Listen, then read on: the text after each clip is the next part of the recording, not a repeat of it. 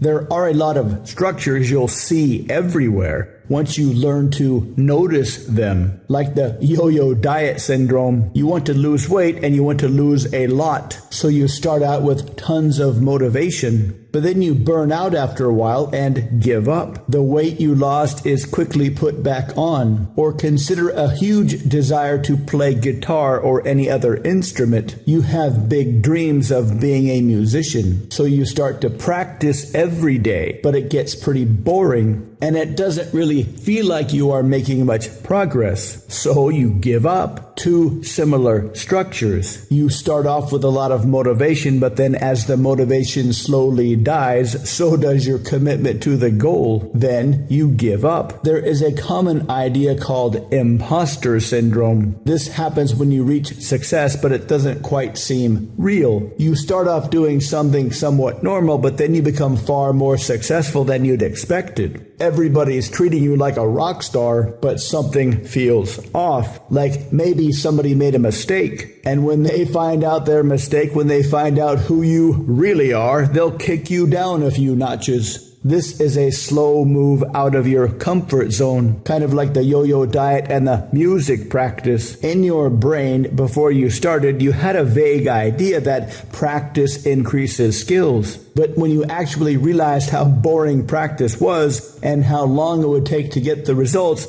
it didn't really make much sense. The boring practice was outside of your comfort zone. Not a fear of social anxiety standpoint, but from a boring and tedious standpoint. The two are similar but opposite. In the physical skills or weight loss, you sort of have this idea that it will happen rather quickly. So when you realize how long it might actually take, it changes your frame of mind. But with rapid success, it's the opposite. What you thought would happen over a long time happens very quickly, as if somebody made a mistake. This is one reason why cult leaders go off the rails. At first, they have a small, loyal core group, say a couple hundred people. But then something happens and their audience grows significantly. This is very hard to handle while maintaining the same frame you've always had. You can either self-sabotage or turn into a lunatic, but you can inoculate yourself against imposter syndrome and truly believe on a very deep level that you deserve whatever success happens, whether it happens very quickly or very slowly. To learn how, visit mindpersuasion.com/deserving-mind.